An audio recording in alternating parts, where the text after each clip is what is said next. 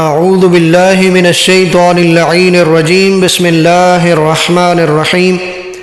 میرے واجب الاحترام ناظرین و سامعین، السلام علیکم ورحمۃ اللہ وبرکاتہ۔ ناظرین کرام، ماہ شعبان المعظم جیسے عظیم مہینے کی عظیم ساعتیں، عظیم راتیں اور عظیم دن، بابرکت دن آپ کو نصیب ہیں، یقیناً آپ اس ماہ مبارک سے استفادہ کر رہے ہوں گے۔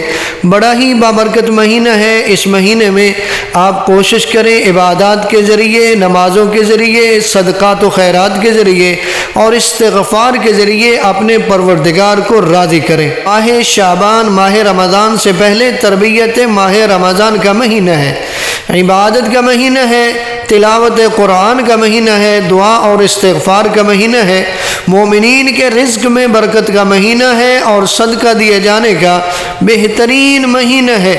بڑا ہی بابرکت مہینہ ہے۔ اس مہینے کی نسبت ہے نبی اعظم کے ساتھ، تو اس کی برکتوں سے استفادہ کریں۔ اعمال مشترکہ میں سے ہر روز 70 مرتبہ پڑھیں استغفر اللہ واسألہ التوبہ۔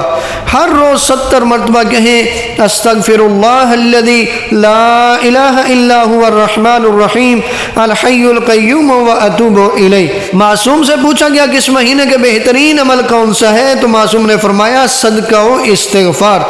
اور روایت میں اس مہینے میں 70 مرتبہ استغفار کرنا گویا دوسرے مہینوں میں 70,000 مرتبہ استغفار کرنے کے برابر ہے۔ ماہ شعبان کی جمعرات کا بڑا ہی عظیم عمل دینے جا رہا ہوں۔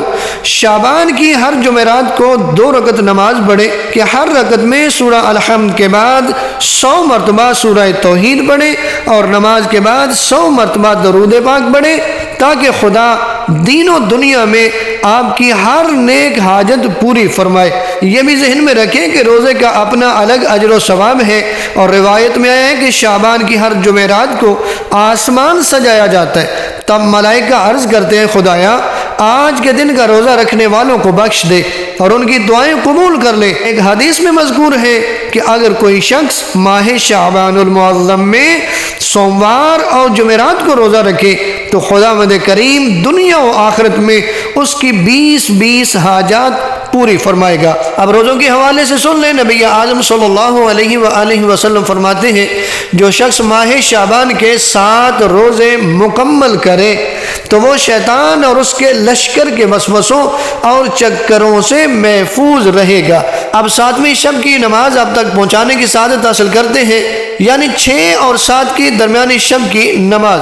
نبی اعظم صلی اللہ علیہ وآلہ وسلم فرماتے ہیں اگر کوئی انسان ماہ شعبان کی 7ویں شب میں 2 رکعت نماز پڑھے، طریقہ کچھ اس طرح سے ہے کہ پہلی رکعت میں الحمد کے بعد 100 مرتبہ سورہ اخلاص پڑھے، دوسری رکعت میں الحمد کے بعد 100 مرتبہ آیت الکرسی پڑھے۔